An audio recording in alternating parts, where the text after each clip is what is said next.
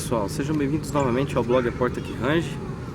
Tem um tempinho desde a nossa última postagem, nós falamos ali sobre legados e hoje a ideia é falar um pouquinho sobre foco. A importância que você tem em desenvolver a qualidade de ter foco na sua vida, como entender o que é o foco. Confesso que quando comecei a escrever esse artigo, eu pensei em várias características que seriam importantes aí dentro do nosso dia a dia. Eu pensei, por exemplo, na paciência, que é a qualidade de você se manter sempre sereno diante das decisões, diante dos cenários que a vida te apresenta.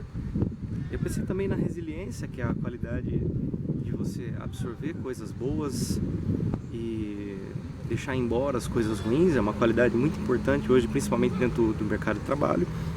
A determinação, que é você se manter fiel e convicto dentro dos seus objetivos e manter sempre determinado ao cumprimento deles e fazer todas as calibrações que são necessárias e tudo mais. A gratidão, que também acho que é uma das características mais bonitas da nossa qualidade humana, que é principalmente a gratidão incondicional, que é você ser grato dentro do cenário bom e ruim, tentar extrair dali qual é a lição que está embutida nesse contexto. E aí até que finalmente eu cheguei no foco.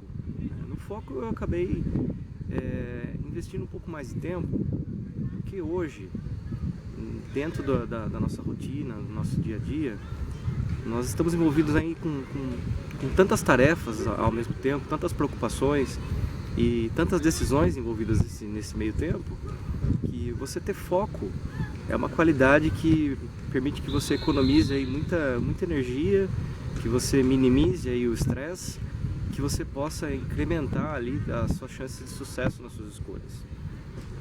Então eu bolei algumas dicas que para mim funcionam muito bem e eu acho que são muito válidas de estar compartilhando. São algumas ações que eu tenho tomado para mim há um certo tempo e gostaria de compartilhar com vocês. A primeira delas diz respeito a não confiar exclusivamente na memória. Pode ser um pouco esquisito e é até um pouco estranho para mim falar isso, né? Sou até um pouco ingrato, nós que temos aí uma memória tão privilegiada e lembramos todos, né? Todo mundo com saúde. Mas o fato de você confiar exclusivamente na memória para lembrar coisas é uma atividade sim muito estressante. Eu costumo dizer que uma das piores situações que você pode condicionar na sua vida é ficar fazendo exercício de lembrar e não esquecer. Vamos pegar um exemplo hipotético de você indo no mercado, você tem que comprar tomate e aí você esqueceu de colocar isso na sua lista de compras. E no caminho do mercado, você vai ficar ali o tempo todo colocando ali na sua cabeça, falando mentalmente que é para você lembrar e não esquecer de comprar tomate. Esse exercício de você ficar embutindo e repetindo isso no seu cérebro é uma coisa muito desgastante. E é muito comum, inclusive, você esquecer. Mesmo nesse exercício, nesse estresse de ficar tentando lembrar de não esquecer, é muito comum você esquecer. Você chega lá no mercado e acabou esquecendo aquilo que você não podia esquecer. Então esse é um exemplo hipotético. Nós temos aí muitas atividades ao longo do dia, no trabalho também. Então você tomar nota das coisas que você precisa lembrar parece ser um conselho meio bobo, mas na realidade é um conselho muito válido, no sentido de você deixar o seu cérebro respirar e focar dentro das atividades que são mais importantes.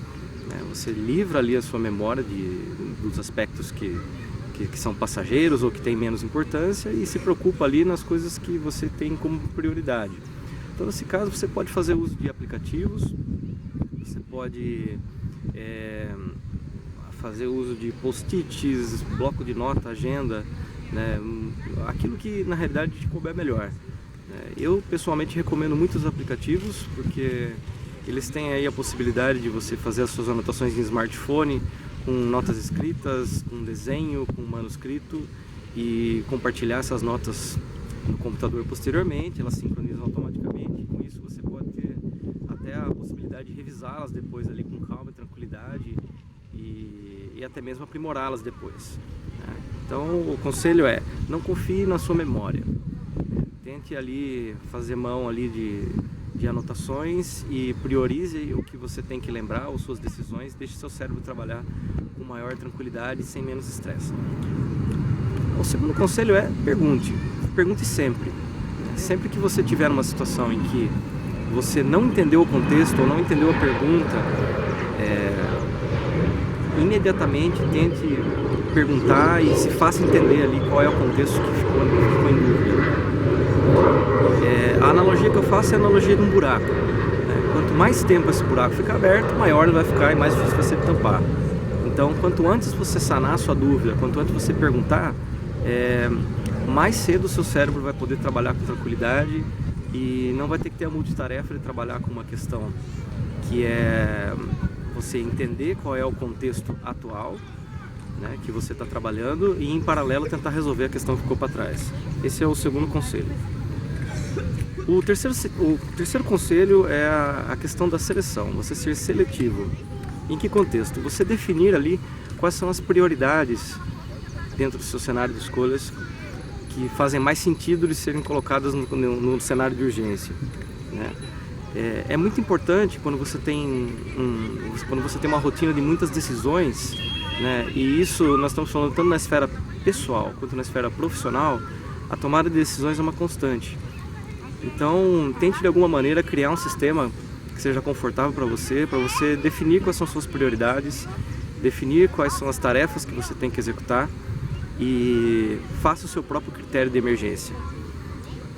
Essa qualidade de ser seletivo, a maioria das vezes, também exercita a característica de você dizer não. Dizer não é uma tarefa que nem sempre ficamos confortáveis nós somos educados a sempre concordar, a sermos polidos e tudo mais, mas a qualidade de dizer não é uma característica muito importante. E quando você fundamenta as suas decisões, em cima de argumentos, em cima de um planejamento, fica muito mais tranquilo e muito menos estressante para todos você dizer não. Esse planejamento em si ele é muito saudável. O quarto conselho é a questão de você aproveitar o momento. Então eu gostaria de convidá-los a fazer o exercício. Vocês estão vendo aqui o fundo, essa grama bonita aqui, né, atrás de mim. Estou no parque hoje e faça o exercício de esquecer tudo o que está acontecendo agora na sua vida e se visualize deitado numa grama. Não faça mais nada, só tente visualizar a imagem de você deitado na grama relaxando. Tente fazer isso por 10 segundos. Você vai perceber que esse é um exercício muito difícil de ser feito. Talvez você note que há uma constante de pensamentos muito velozes, desconexos, e esse é um exemplo clássico que mostra como a nossa mente costuma trabalhar acelerada. Esse é um desafio muito grande, né? Você tentar desacelerar a sua mente. E uma mente acelerada, nem sempre ela toma as decisões mais assertivas. Então, essa é uma qualidade que influencia muito o foco, né? Hoje, nós vivemos num contexto que estamos o tempo todo conectados, com smartphones na mão. Se não tem um smartphone, tem uma TV por perto, né? Muito ruído. Então, o simples fato de você estar numa reunião, por exemplo, e mexer no smartphone, ele pode te privar de um detalhe que seja muito importante numa tomada de decisão, né? Isso nós falando na esfera de negócio, na esfera pessoal, é uma coisa muito chata também de se ver em relacionamentos, né? Você vai no restaurante, você vê todo mundo mexendo no celular. As atenções são muito disputadas, né? É muito competitivo hoje em dia. Então você aproveitar o momento com qualidade é uma coisa muito importante. Então tente cultivar ali na sua rotina momentos de silêncio, tente relaxar, preste atenção na sua respiração, né? E desacelere ali seus pensamentos para que você tenha mais foco e suas decisões ali sejam mais assertivas. O último conselho que eu dou é você se divertir, né? Você se divertir traçando metas para sua vida, né? Estabeleça metas, não necessariamente metas muito grandes, Você tem que ter metas muito grandes na sua vida, sim, né?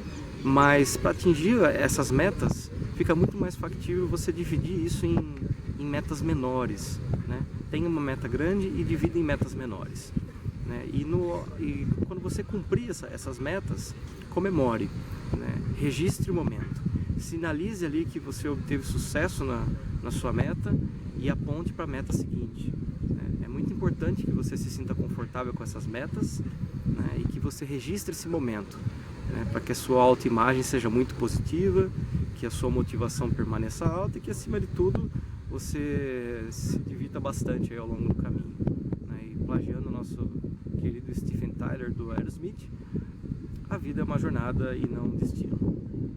Pessoal, por hoje é só. Eu agradeço a todos aí pela participação e assinem o nosso canal aí para mais vídeos. Visitem o blog também, ok? Muito obrigado e até a próxima. Tchau!